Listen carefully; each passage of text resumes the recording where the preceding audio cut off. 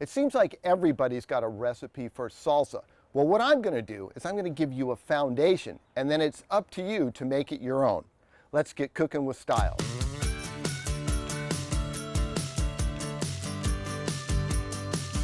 You can see how basic the ingredients are here. Tomatoes, cilantro, onions, you got it.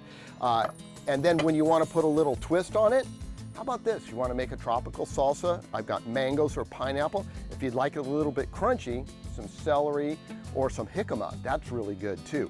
But here's the trick, is slicing the tomatoes. So let's just show you a basic technique. I'm using Roma tomatoes here, and we're just going to slice these into nice long slices. Be careful with your fingers here. And then I'm going to just show you a technique that I like to use. See how they're nice and long like that? So they're already kind of cut. And then we'll take those and slice them. And you can make this as coarse or as fine as you'd like. And then I put my tomatoes in a strainer to drain off this excess water. You get the idea of what we're doing here. So let's start assembling our salsa. I've got most of the water out of this. You can see it's gone out of there. And we're gonna put in our tomatoes, which I've already pre-sliced. And then now we're gonna add our ingredients. And as I said, it's as simple as a little cilantro.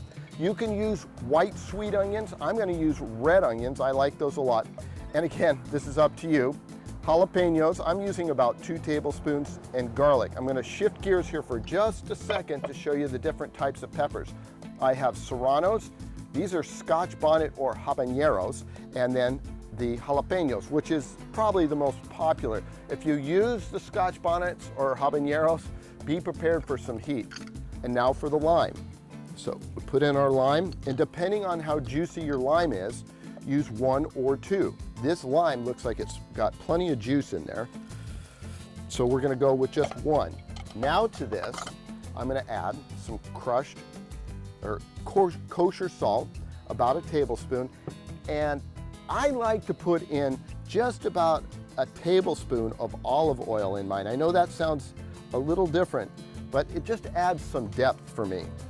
So now that we've got all our ingredients in, I'm just gonna toss this lightly. Don't over mix this because everything is all chopped up. And the other thing I like to do, once I get this mixed, if you can afford to do this as far as time, is make this about an hour in advance to let all those beautiful, beautiful flavors come together. So you can see how nice that is. Really nice color, texture there. And I'm gonna serve this with some blue corn tortillas. Those are just one of my favorites. Put it in a nice dish. And I'm using a slotted spoon here to drain off a little bit of that excess liquid. Put those together like so. And there you go. That is your basic salsa, but I'll bet you yours is gonna be better than mine. If you'd like this recipe, go to our website, cbsa.com/recipes, and you'll have your basic salsa.